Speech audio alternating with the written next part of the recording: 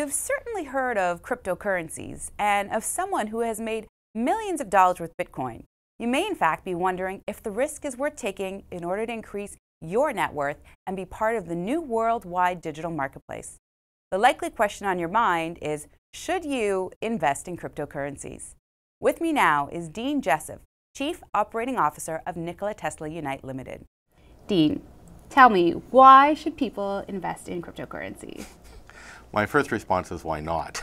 But let me explain a little bit more. So it's the future of money. And I say that because most people aren't carrying cash anymore. It's all ones and zeros. They're e-transferring money back and forth.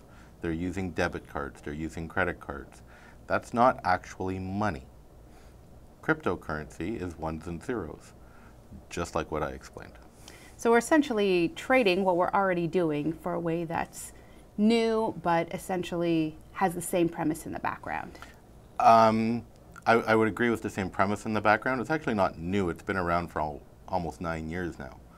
Good point. Okay, so maybe a little bit more mainstream. Correct. New, yes. for the average public individual. Correct. Absolutely. So with cryptocurrencies, some of the challenges that I've been hearing is that, in fact, it's A, not backed by anything, and B, there's a ton of volatility when it comes to Bitcoin and all the cryptocurrencies out there. What are your thoughts on those two complaints that people have?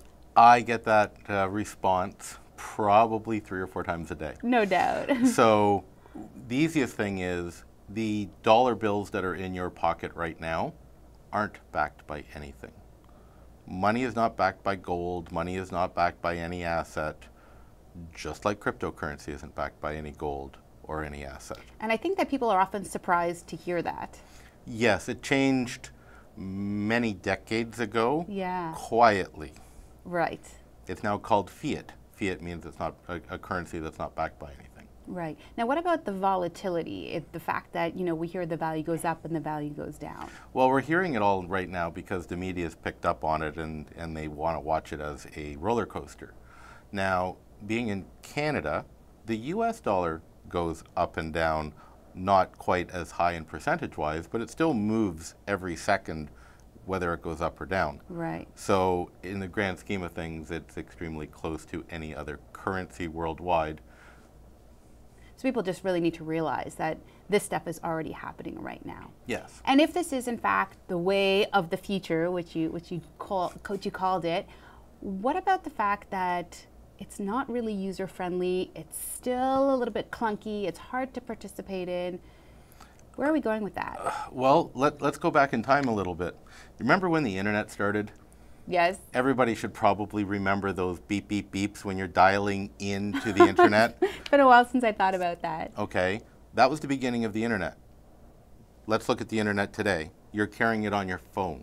Right. That wasn't that long ago that we started doing that. And talking of phones, remember cell phones? It went from the house phones with the cord to the wireless phone, and then the mobile phones were a fad. Right. There's been a lot of fads that are still here and they're now mainstream. Cryptocurrency, if you want to call it the same way, is following the internet and the cell phone. Right. That makes perfect sense. And so, with cryptocurrency, we know it's the way of the future, but what are some of the benefits that people can take advantage of right now if they're getting involved in an opportunity with crypto? Well, there's multiples. It depends on what the people are actually looking for. I like to classify it bartering. Okay. So you can barter with somebody. You can be having cryptocurrency on your phone with the internet connected, and you can barter a value to somebody whether you're sitting beside me, whether you're in a city around the corner, right, or in a country across the little bit of the ocean. Right. It's easy and it's really quick to transfer money without any other questions. So it's easy, it's quick, there's much lower fees from what I understand. Oh yes, it's inexpensive, it's secure, it's safe, and it's non-refundable. Which is fantastic. Now, the banking industry isn't getting as involved today as maybe I might have thought that they would have. Why do you think that is? Well, there's a few reasons why I think. It's actually a longer conversation than what we have now. So the banks are looking at this going, because it's not a currency and because the World Bank doesn't oversee it, there's issues for them to generate revenue from it. Right. So because cryptocurrency is decentralized, meaning there is no central location that everything goes through, like a bank is going through, everything goes through their bank. Right.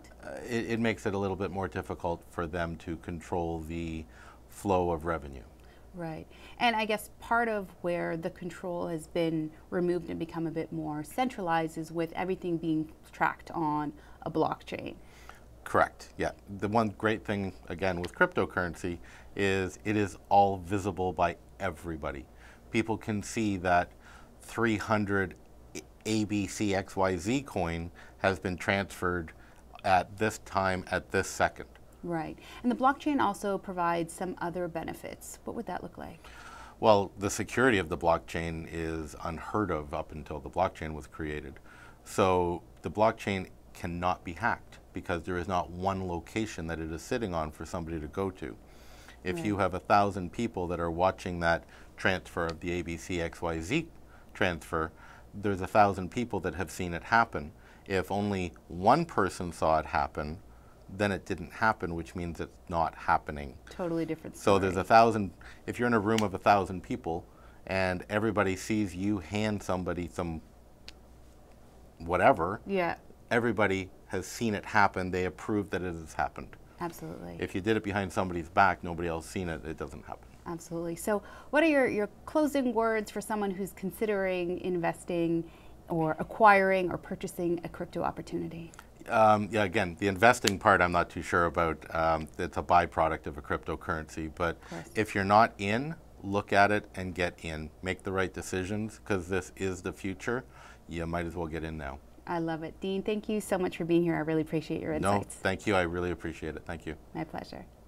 As you can tell, cryptocurrencies are about so much more than just making a quick buck.